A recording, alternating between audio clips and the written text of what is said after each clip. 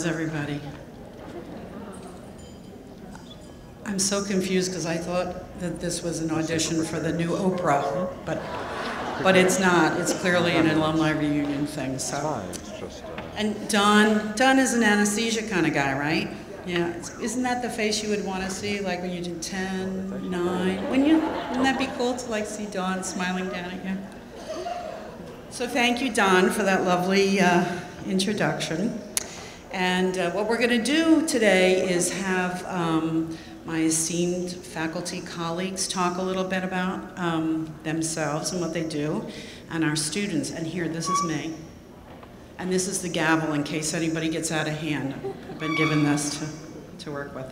So let's start a little bit. Everybody take a few minutes to say what they do, talk a little bit about Karen Des Jardins is going to talk about her role in the school and how unique the Entry to Practice program is. Good afternoon. I'm Karen Des Jardins, and I've been the director of what we call the... Can't hear? When I have a loud voice. Can you hear me better? Okay. So I'm Karen Des Jardins. I'm the director of the combined BSMS program since 2004. I am a former graduate of Columbia. I got my undergraduate degree from the Medical College of Georgia in 1975. Don't do the math. And I worked for 20 years, mostly in critical care, and I did a 2-year stint working on anti-malarial drug studies for the Army. Raised my 4 children and came back to school here at Columbia in 1995 to become an adult and geriatric nurse practitioner. And I currently head the ETP program. That's what we call the combined BSMS program. And I also work 2 days a week at CAPNA, which is the Columbia Advanced Practice Nurse Associates. So I'm busy.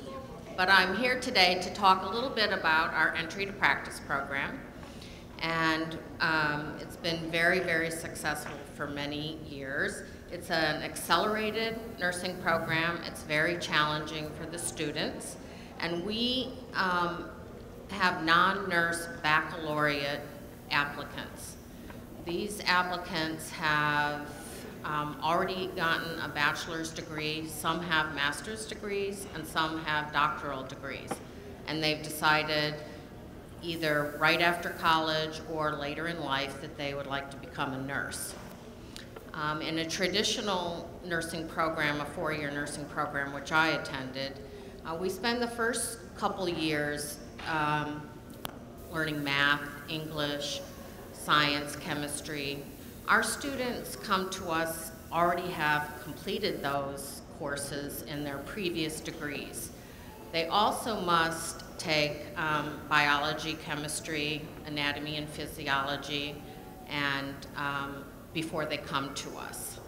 Then in a traditional nursing program, we would spend 2 years doing the nursing courses. Here at Columbia, we do those 2 years of classes in 1 calendar year. The students are with us from 8 in the morning, sometimes 7 in the morning for clinical, till 8 p.m. at night, Monday through Friday. We do makeup clinicals on Sunday. They don't get to follow the normal college calendar. So this year we were in class until December 23rd and back on January 2nd when the rest of the university was closed. So we take it very seriously. They do 60 credits in this 1 calendar year, and they do just short of 1,000 clinical hours, which is a little higher than most 4-year programs today. We have the average age is I think 29, but we have students from the age of 23 to 58 for this year was the oldest. And I think what I love the most about it, and Norma also teaches in the program, is that these students are coming with a wealth of knowledge from a different background. And they're bringing so much to nursing that is so great for the patients. I mean, we have students who are sociology majors. We've had a child court judge. We had a conductor from Broadway. So they are bringing a richness that I didn't see when I was a new nurse. So I think we're going to be open to questions later. I'd be happy to answer those. Okay, great. Thank you, Karen. So now I want to introduce Sarah Reeves, the famous Sarah Reeves. And Sarah is here with Corrie, two of the finest students that in my time at Columbia in the last 5 years I've just been so tickled pink to know them. And Sarah is famous because she lived in the Dominican Republic before she came to school here at Columbia, and actually was instrumental in setting up a women's health clinic there without going into too much detail. So her photo hangs on the wall perpetually in this little clinic in the city of La Romana in the Dominican Republic. So Sarah's going to tell you a little bit about herself and what she does, in particular with Cosmo. Hi, my name's Sarah. As Dr. Desjardins was saying about students that come into the Entry to Practice program, I had done a bachelor's in biology and went straight to get a master's in public health.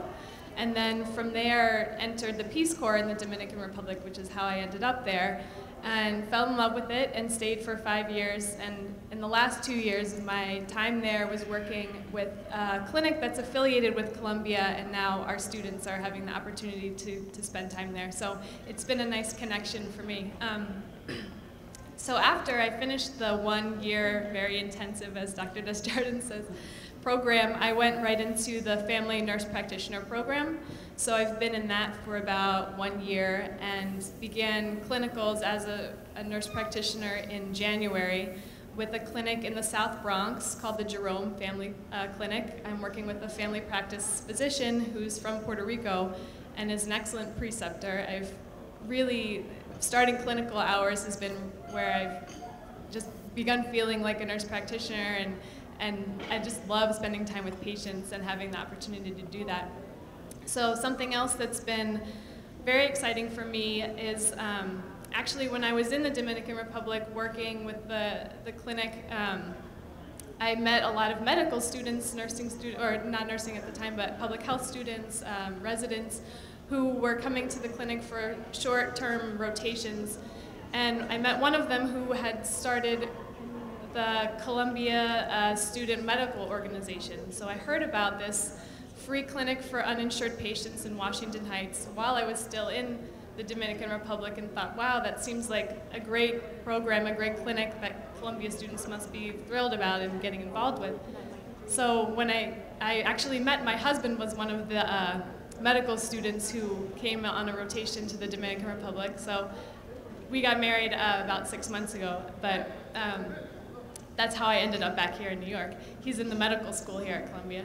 So when we moved back to New York, I applied to the nursing school. I had been studying public health and very involved in program management while in the DR. But then when I was working on an HIV program, was meeting women who were pregnant with HIV, working on making sure their babies weren't being infected with HIV, and just loved that one-on-one patient contact, and thought, I need a clinical degree. I love this too much to just be doing strictly program management, public health for the rest of my life.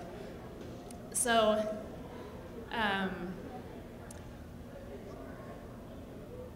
basically, when I applied to Columbia Nursing School when I got here to New York, and decided right away that even before I was accepted that I wanted to be involved with this Cosmo, the Columbia Student Medical Outreach. I spoke Spanish, so I wanted to work as an interpreter, and so they were lovely enough to have me, even though I wasn't a student at the time, come and interpret for patients who are in the Washington Heights neighborhood, who are uninsured, getting free care from our students at Columbia. And so once I became a nursing student, I started getting involved, going into Cosmo as a nurse. So the clinic began in 2004. We have about over 150 patients. About a third of them have diabetes, a lot of chronic chronic health problems. So there are a group of nursing students who come as volunteers every Saturday morning and do vitals, do blood draws, do vaccines. Then a group of advanced practice nurse students and medical students see patients and then present to an attending physician who's there as a volunteer, and then come up with a plan, and we give out prescriptions. We pay for all of the prescriptions through our fundraising. And it's just been an amazing way to see how we can provide care just as a student organization under our own hard work, and have great cooperation through the Presbyterian Hospital to be able to use their space, and have been able to come up with new ways to better have clinic flow, and we're coming up with new ways recently about how to better manage chronic illness. I'm trying to get involved in a program to improve diabetes care as far as case management goes. We're having dental students come in this Saturday to work on doing dental screenings. The dental school has agreed to see these patients for free. So if anyone's more interested in Cosmo about the program, I have brochures. I'd be very happy to talk more about it. I've been kind of like elected as one of the new co-chairs, the first nursing student to be one of the co-chairs of this organization. So I think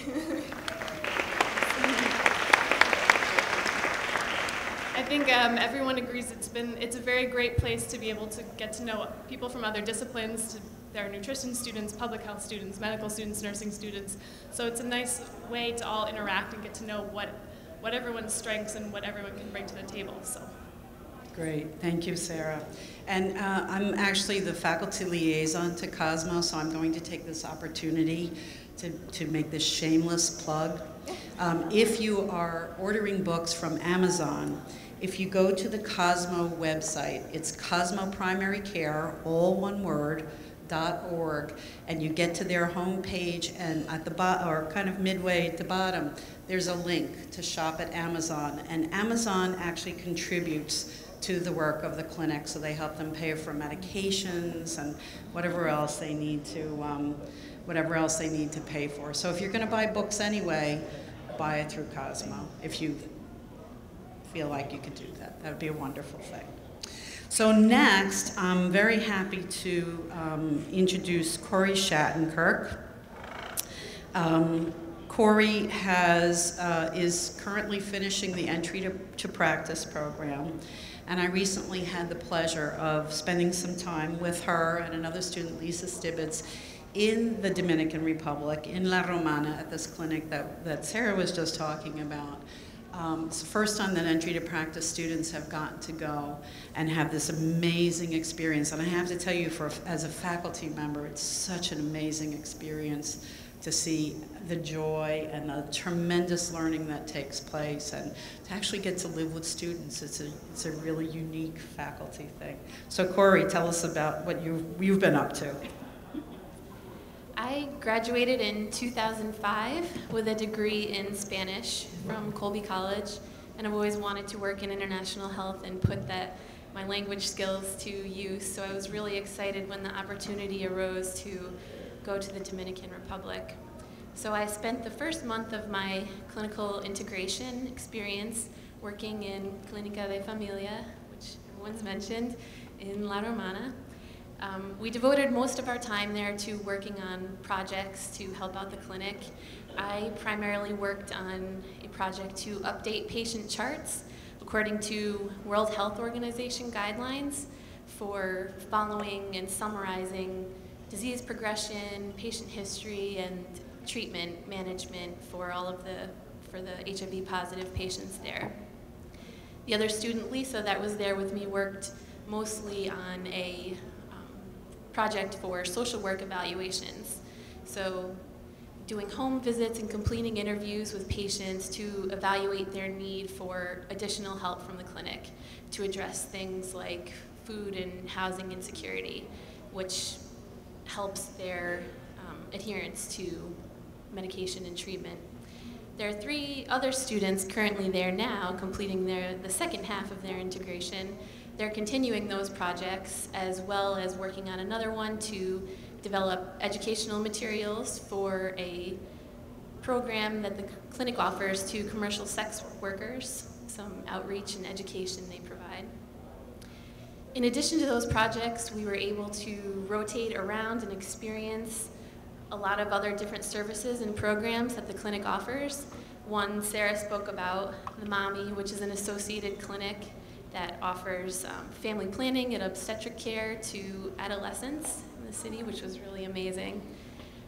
There's a vertical transmission prevention program that we got to learn a lot about from that. They do outreach to batés, which are small communities in the sugarcane fields, where we did rapid HIV testing and provided education to workers there. We got to shadow a lot of doctors and nurses working at the clinic who are just incredible. The staff there were amazingly nice and kind to us and are also some of the most dedicated people that you'll meet, and it was just a wonderful experience working with them. And that's it. Great, thank you. And there are three more ETP students who are going to finish up their month in the Dominican Republic next week. So, and they're also having an amazing time. So next I want to introduce to you Laura Zeidenstein, who is going to talk to you about the school's midwifery program. And she's going to talk to you about her recent trip to Bangladesh. And I'm sorry that you didn't bring your photos. She did this amazing photo presentation the other day of the people she met while she was there in Bangladesh. So, Laura. Actually, the photos are going to be shown in the later wine and cheese. Oh, okay, I'm sorry. All right, well then, So look how lucky you are. Okay, excellent. Hi, I'm Laura, and our students know that every woman deserves a midwife. And every woman deserves a midwife because every woman deserves to be educated about their reproductive health choices, their pregnancy, their childbirth, and to become active participants in the process. And Columbia, the very first graduate midwifery program is here at Columbia, started in 1955. We have an incredible history. And we're educating our students to become very competent, great clinicians. In addition, our students know that they will become leaders in our field, and they do become leaders in our field because we have a really broken maternal child health system in the US, and we need more midwives to make change. We graduate about 18 students a year, 18 midwives, new midwives every year. And they come from all different backgrounds. The majority of our midwifery students come to midwifery from the ETP program. So they're entering midwifery without having worked as a nurse. That's a very big change. And they do their clinicals all over New York City, in almost all the hospitals of New York City, in all the boroughs. They work with women that come from every country in the world, that speak every language from the world, and a very strong component of our program is cultural respect and cultural awareness, and working with women and families from all over. Our students, well, it's an enormous, I've been program director I've been teaching here for 13 years and program director for 10 years. And the students are incredibly the most rewarding part of our work. Students bring enthusiasm. The midwifery students are intelligent, creative, and we can be confident that the future of midwifery is secure. So the future of change for mothers is secure because of our graduates. I'm also in practice, in clinical practice, in a private practice called Midwifery of Manhattan. We attend our births at Roosevelt Hospital, in a birth center and in traditional labor and delivery. Midwives, including our midwifery students, primarily are working with disenfranchised women and poor women. Traditionally, that's who nurse midwives work with in the United States. And I think Norma wanted me to talk a little bit also about another hat I wear, which is about a year ago, a little more than a year ago, I was invited by a public health leader of Bangladesh to initiate clinical projects to improve maternal mortality rates, working with traditional birth attendants there with a very established NGO that's been in existence for about 40 years. So I went on one trip in last fall, and I will be accompanied by a graduating midwifery student in the fall for a second trip. And this project has been funded by the School of Nursing Center for Children and Families. Thanks. Great, thank you, Laura.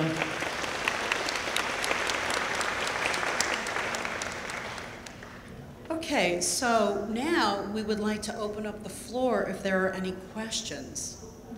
Okay, now I'm going to see if I can like do this Jay Leno thing and come out to the audience without tripping and see if you can ask your question. Can we do this? Excuse me. Can you tell us your name and what class?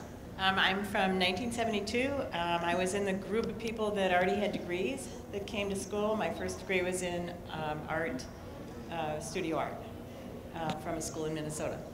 And so I taught art for a year and a half, and then I came to nursing school. I have a question. There is a lack of men that I've noticed in your, all the people that were presented. I saw a few, not very many. And is that the norm now for your School of Nursing? Do you have very many on the faculty? So who wants to take that one on? Still mostly women in the school. Kendrick was here before. So the question is the number of men? Yeah. Are there men on the faculty, and do we have more male students? Is that? Well, I usually have a class of 160 to 180 students, and usually 10 to 15 men are students. We do have men on our faculty. Some are here in the room. Who's here on the, yeah. Okay, here's Will Enlow. He's a man. Will, stand up and show them that you're a man. Will is in the anesthesia faculty. So, still predominantly women. Yes, thank you. You had a question? Yeah, I have a question. There's a friend of mine and some people here who used to teach here at Columbia many, many years ago, and she's now teaching in New Jersey, and she takes students down, and she's in the area of public health and also a nurse, and she takes students from, I believe it's Rutgers, what's that one? UMD&J, down to the Dominican Republic, and works mostly in the Bate. I wonder if you have come across them or... Corrie and Sarah can speak to this about days, yeah. When I was living in La Romana, there were a large number of different groups who would come through that particular town. There was a separate hospital in the town that often hosted groups. I've met midwifery students from Yale, but I don't remember anyone from UMD&J in particular, but I'm not surprised. Our students had the opportunity to go to the Bates also, so that's a really important part of knowing what social determinants of health are for people in the world of lower resources. Anybody else have a question? We have a question over here from the lady in the rust-colored shirt, blouse. Excuse me. By the way, I think that Sarah, well, she's not an alum, but I think she should have won the award for newliest wed. Because you're only like 6 months, right? Hi. While we were on a tour with the students, we were told that Presbyterian nurses are union members, while those at Cornell are not. And we were surprised because we didn't know this. I'd like to know when that took place and how it's going? Maybe I should ask the union members. Does anyone have an answer for that question? I'm not sure I heard the question. So that the nurses at NYP are unionized, but at Cornell they are not, and when did that? So surprised that nurses here were members of a union. And how did that happen and why? And we have lots of hands from people who want to explain that to you. My name's Evelyn Butin, and I graduated in the class of 76. Hello, I'm on your advisory board. How are you? When the hospitals merged, the decision was made that New York Presbyterian hospital nurses that have always been in NYSNA would stay in NYSNA, and the nurses down at Cornell never were in a union. So Cornell is not a unionized hospital, but New York Presbyterian is. Great, thank you for that explanation. Anybody have questions about any of the presenters? What the folks? Okay, this lady had her hand up first, and she's from, 1962. I probably should take you sooner because you graduated longer ago, but. I just wanted to make a comment about history. That the fact that in 1965, when Medicare and Medicaid legislation was passed in the United States, that's what started all this nurse practitioner thing, because primary care could no longer be delivered by only physicians. There were just too many people eligible, and nurse practitioner programs developed. Now, we were already graduated in some beginning. Fritz and I were talking about when the intensive care units started later in the 60s, and then nurse practitioners. Anyway, we all went to school, we were nurses, nurses did everything the same. But now it's so that I think it needs to be commented on to some of us who haven't been around in a while, as how Columbia got to all this. And for instance, some of the preparation, like midwifery, going straight from the classroom to practice, that was not something that was done in earlier times either. There was. Anyway, it's just.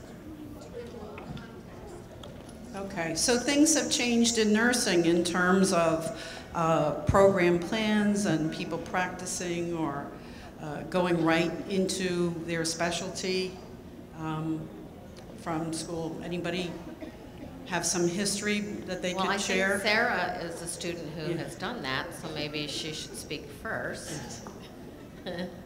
I can't give a lot of the historical background to that, but a lot of the students, at least in the family nurse practitioner program, are, if they're coming straight from the ETP program, are encouraged to work as nurses, and many do. Some people work full-time at night, as there's a woman I know in the program who was working nights in an emergency room. I worked part-time as a nurse for several months before starting to work with Cosmo, and yet some students don't work and continue on to become nurse practitioners and don't seem to have any difference as far as the experience in the program. I feel like in the classroom, I noticed that some of the nurses who have had experience working in emergency rooms on cardiac floors, have a few more years, have a lot to add, but so do people who come from different backgrounds and have different experiences that aren't necessarily as nurses in direct care. So I think it's a richness to the program, perhaps, is what Dr. Desjardins was speaking about, but I don't think that it's making us different nurse practitioners. I think we're ending up with, it's the clinical hours as nurse practitioners is such a different experience than working as an RN or doing clinical hours in the ETP program. I think that's where we're really getting what we need to understand about primary care. Great, thank you. We have one more question.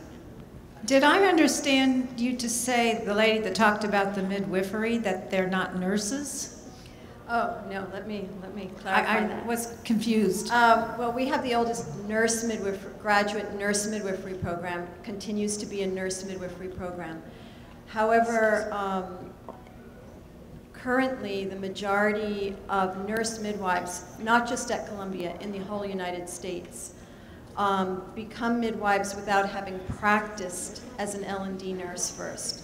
So our students are coming basically streaming right from, they take their NCLEX in June, and they start that June in midwifery. So they are RNs, and they become licensed nurse midwives. However, they haven't practiced as nurses, and similar to what Sarah's saying, and we actually have done outcome studies in midwifery, there is no difference in the outcomes and the practice of the nurse midwife who's had many years of nursing experience in comparison to the nurse midwife who has not had L&D nursing experience. Great, Laura, thank you. We can take one more question. Anybody have another question of the panelists? One more, okay.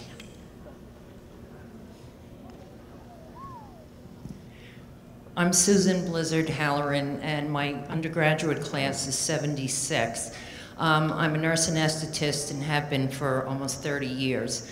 Back in the days when I applied to anesthesia school, it was a minimal requirement of at least 1 to 2 years of working in an intensive care area, such as an ICU, recovery room.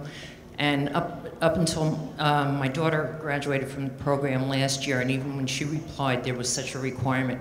How do you justify going from an ETP as a graduate right into an anesthesia program, which is? We don't. Okay. We require our students to have a minimum of 1 year in critical care before going forward in the anesthesia program. Most students end up with 2 years of clinical experience in an ICU because their first year in anesthesia, after the 1 year requirement, they're taking classes and they continue to work full time. So by the time they begin their clinical hours of anesthesia, they've usually worked a minimum of 2 years. Keep in mind that out of, and Will is here and can correct me, but I believe there's 30 to 35 students in the anesthesia program. They only take 3 to 5 students from the entry to practice program, kind of the cream of the crop, because they are taking the other 32 applicants from a pool that has worked in nursing for many, many years. I will say that, and this doesn't address anesthesia, but when I came to school here for my nurse practitioner program in 1995, in a class of 40 students, I would say probably 34 of us were nurses who had experience as nurses. And there were just a few students that had come up through Columbia's ETP program. And as the world has changed and healthcare has changed and we need more primary care providers, I think the switch has been to bring students straight through. We have to socialize a student to nursing because, for heaven's sakes, we are nurse practitioners.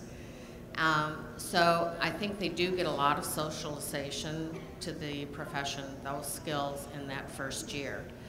And many of them continue to work as nurses while they continue into the nurse practitioner program. We have changed our program over the last 15 to 16 years to accommodate students who have not had as much nursing experience. But the truth is, only if I have 180 students, usually 90 will go forward into the nurse practitioner program, and the other half get work experience. And I think it's a personal decision for each student. I tell them, correct me if I'm wrong, that if they're comfortable when they graduate, I didn't do my job. So they're not going out to be plumbers, we take very seriously that there's still a lot to learn. It's a lifelong learning profession. Great, thank you.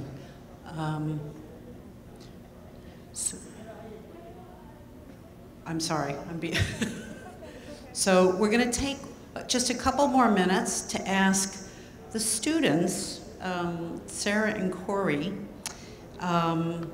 if they could tell us about any particular powerful clinical or academic experience that stands out for them from their time at Columbia. Was there a particular event, a particular person, something that really stands out for you? I had in my med-surg clinical rotation, in one of my 5x5s, I had an incredible preceptor. I was working at the Allen Hospital, and her name was Judy Dooney, and she was just an amazing woman that our whole group loved to work with. But she has a compelling personal health story, and she taught us a lot about patient advocacy and how easy it is to get sort of lost and confused in the healthcare system, and how important it is to give your patients really good education and to allow them to advocate for themselves through her personal story. And then she also carried that over into the clinical education that she gave us. And I just really learned a lot from her and hope to take her lessons with me as I continue on. Thank you. Sarah, any last words for us? It's been powerful working at Cosmo, not just by working to organize things, but I have been wanting to work with diabetic patients who have uncontrolled hyperglycemia. I had a list of patients whose A1Cs were over 10 or 12. So I met a man who I decided that I would just focus on for however long it would take. I was determined that his A1C was going to go down. And so I had met him through an education day that we happened to have at the clinic, and he'd come in after being lost to care for over a year and just showed up after we had done a cold calling of diabetic patients. And so got him an appointment for follow-up and started calling him to remind him of his ophthalmology appointments and podiatry appointments, and making sure he was coming in for his routine follow-up, and then started going in with the clinicians during his visits. And now we'll be soon seeing him as a provider myself, as a student volunteer provider in the clinic. And I've been able to follow up with him over the phone to check in, how are your blood glucose going? And it's been interesting to learn his story and the difficulties he has. He has a son who's in jail and might be deported. He lives in an apartment where he rents a room from a family and has no access to the kitchen. So the difficulties that can have in dealing with a disease like diabetes, and how much it's necessary to have people, doing this work. And I don't know if his A1C is going to budge, but I'm trying.